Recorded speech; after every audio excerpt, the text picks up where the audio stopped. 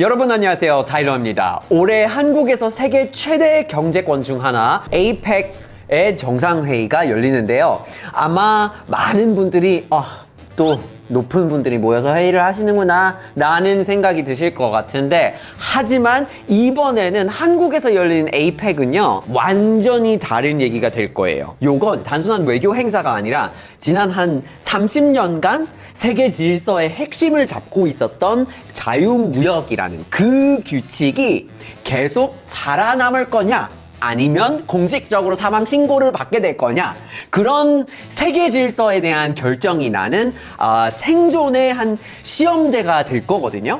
그래서 오늘 진짜 질문은요, APEC이 무엇을 합의할까?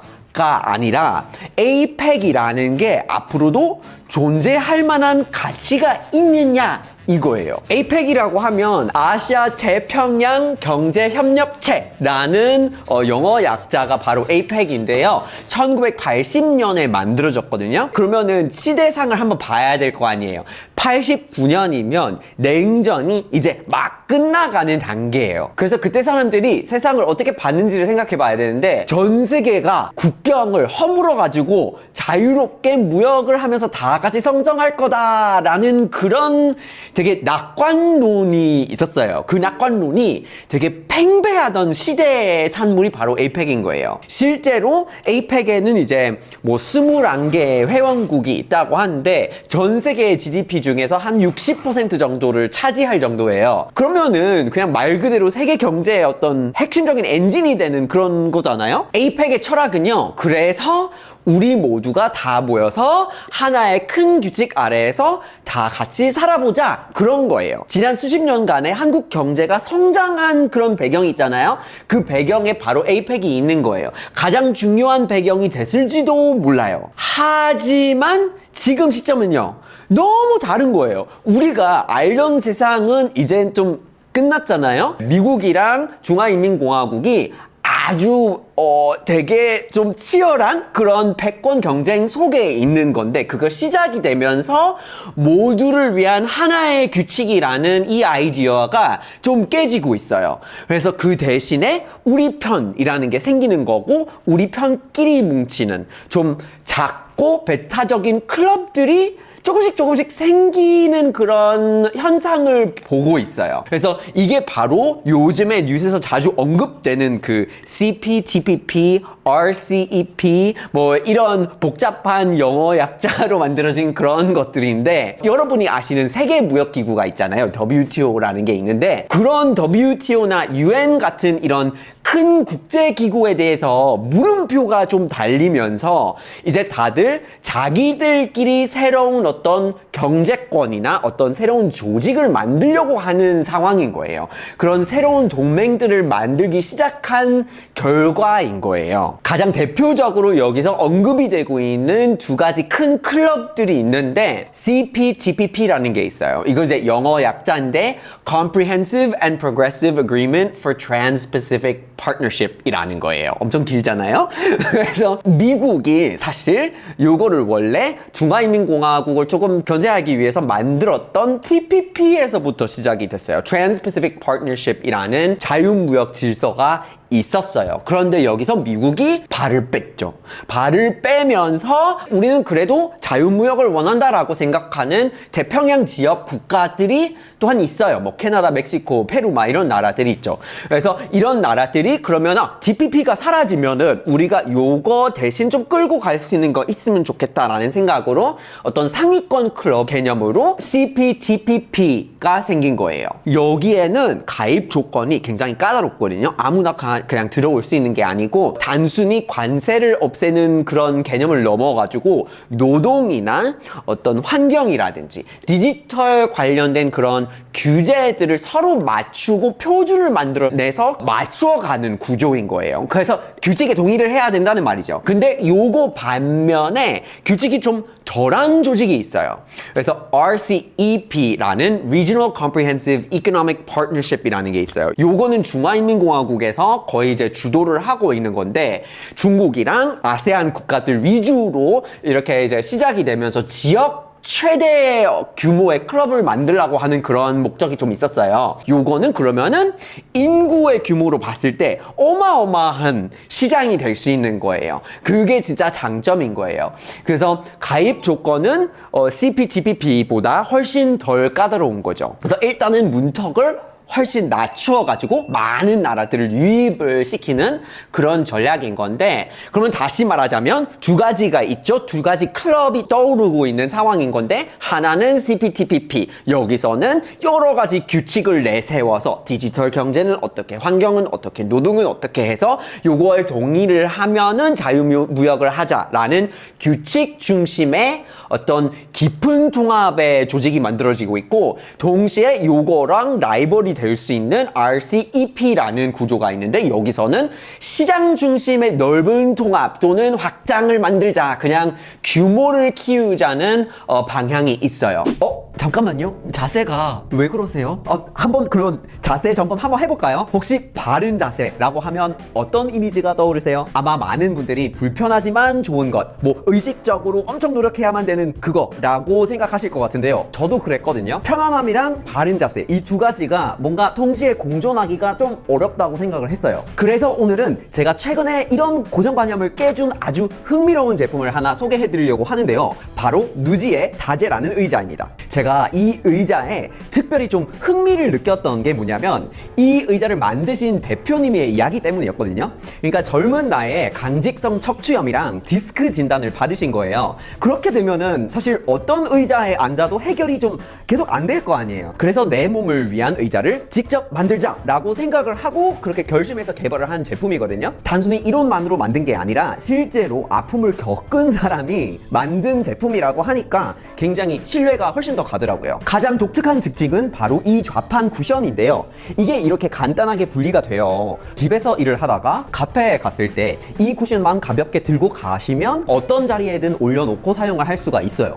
어디서 앉든 자리가 내 몸에 딱 맞는 느낌을 유지할 수 있다는 게 정말 큰 장점인 것 같아요. 근데 제가 앉아보니까 억지로 뭔가 허리를 좀 세우려고 애쓰질 않아도 이 의자의 곡선이랑 그 쿠션이 골반이랑 척추를 좀 자연스럽게 정렬시켜주는 게 너무 편안한데요.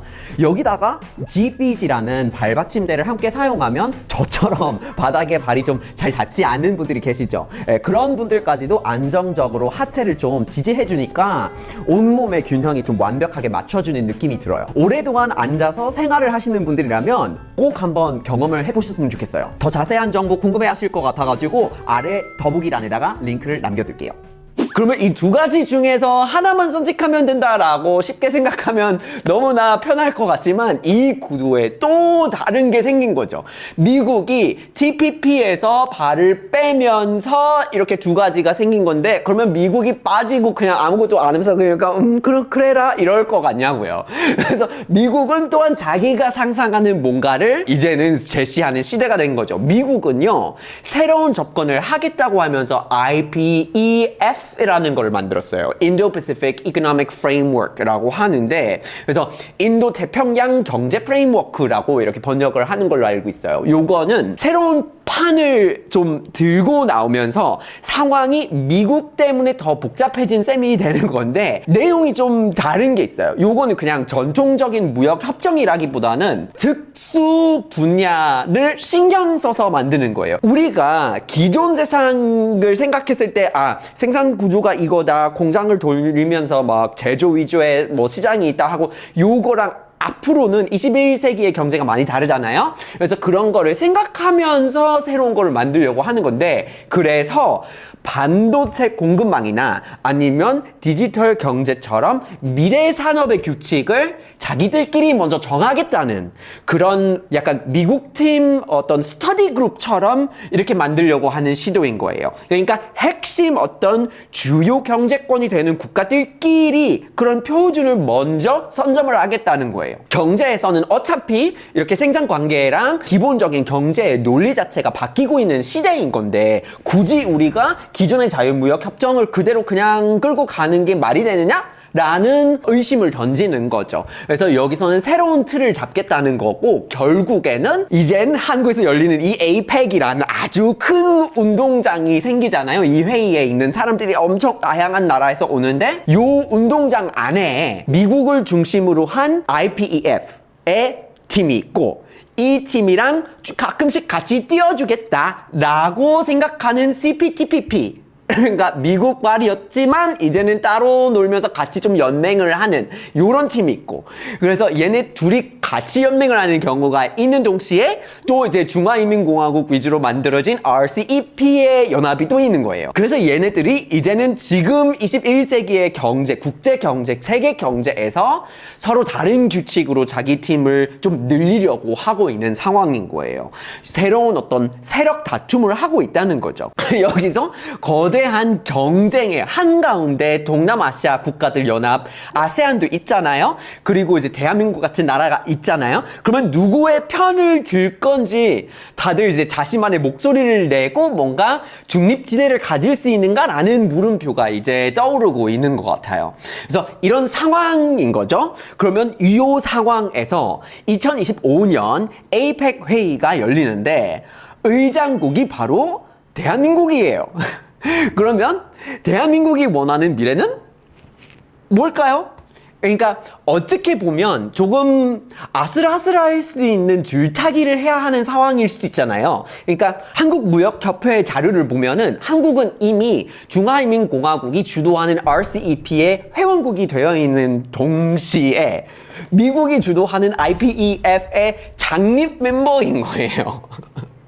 요즘에 또 높은 수준의 규칙을 요구하는 이 CPTPP에도 가입하려고 하고 있는 상황이에요.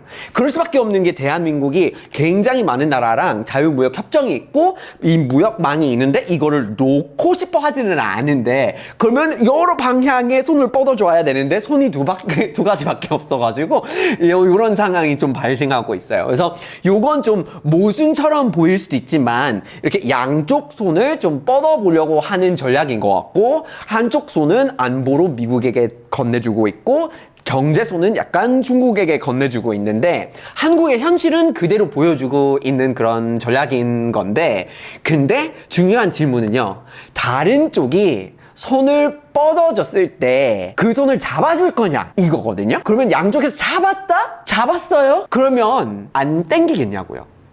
그래서 APEC은 바로 이 모든 경쟁 클럽들이 한 자리에 모여서 자기네 판을 늘리려고 하는 이런 행사가 유일하고, 이게 바로 대한민국에서 열리는데, 그러기 때문에 한국은 중재자로서의 어떤 외교력을 증명해야만 하는 상황이 될 수가 있어요. 그래서 어떻게 보면은 시험대에 오르고 있는 상황인 겁니다. 그래서 이런 국제회의가 어떻게 보면 너무 좀 거창하다, 나랑 너무 상관이 없다, 뭐 그냥 정치인들 높은 사람들이 와가지고 뭐 무슨 얘기를 하고 다시 떠나는 건 아니냐, 동떨어진 얘기처럼 좀 느껴질 수 있잖아요. 하지만 어떤 클럽이 앞으로 세계 경제의 주도권을 가져갈 거냐에 따라서 우리의 일상이 너무 많이 바뀌어요. 모든 것이. 그러니까 맨날 쓰는 물건이랑 서비스의 표준, 그러니까 어디서 뭘 어떻게 사느냐가 다 달라지고, 자유시장의 온도가 달라지고, 물가가 달라지고, 집값이 달라지고, 재테크를 할 수 있는 방법이 다 달라지잖아요. 그러니까 이런 것들이 모두가 완전히 싹싹 바뀔 수 있는 판이 바로 이제 대한민국에서 열린다는 거예요. 그래서 예를 들어서 앞으로 뭐 어떤 스마트폰이 나올 때 보통 우리가 충전할 때 있잖아요. 충전 단자의 어떤 표준이 어디 나라에 따라서 뭐 결정이 되고, 뭐 개인정보가 데이터를 어디서 저장을 하고 어떤 나라한테 판매가 되거나 판매될 수가 없는 이런 것들이라든지, 더 나아가서 여러분이 즐기는 뭐 웹툰 플랫폼 같은 거 있잖아요. 뭐 이런 콘텐츠의 저작권 이 되느냐 안 되느냐, 뭐 넷플 같은 거 보시는데 그게 열어봤을 때 진짜 남의 나라 거를 볼 수 있느냐 볼 수 없느냐, 뭐 이런 되게 기본적이고 근본적인 것들까지도 이 클럽들이 다 힘겨루기를 하면서 정하는 거예요. 그래서 자칫하다가는 우리가 콘텐츠를 만들었을 때 경제권에서 아예 불법이 될 수도 있는 판이 될 수도 있는 거고, 우리가 쓰던 기술이 이제 다른 나라에서는 호환이 되지 않으면서 결국 거기랑 장사를 못하게 될 수도 있는 거죠. 그래서 2025년 한국 에이펙 정상회의는요, 그냥 높은 사람들이 오고 그냥 떠나는 게다 이렇게 생각할 게 아니에요. 흩어진 클럽들이, 막 싸우는 클럽들이 다시 하나의 테이블로 불러가지고 모으는 마지막 기회일지도 몰라요. 그러니까 모든 것을 합의하는 거대한 성공은 조금은 비현실적인 것 같아요. 어쩌면은 지금 폭풍 속에서 에이펙이라는 배가 있는데 완전히 침몰을 할지 아니면 그냥 최소한의 공통 분수를 좀 만들어내면서 아직 어떤 대화를 할 수 있는 수준이다, 그런 거를 증명을 할지, 그러니까 그게 가장 현실적인 성공일지도 몰라요. 그래서 여러분은 앞으로 여러 가지 이런 경제 클럽들이 생기면서 그 사이에 벌어지는 여러 가지 위험한 어떤 줄타기를 해야 되는 상황에 계시잖아요, 사실. 그러면 본인이 봤을 때 한국이 어떤 선택들을 해야 할까요? 여러분이 상상하시는 그런 길이 어떤 길일까요? 한번 댓글로 여러분의 아이디어나 생각들을 한번 공유를 주시고요. 그리고 다음에 또 함께 타일러 볼까요? 끝까지 재밌게 잘 봐주셔가지고 꼭 추천드리고 싶은 영상이 있어요. 요것도 재밌고 요것도 재밌어요.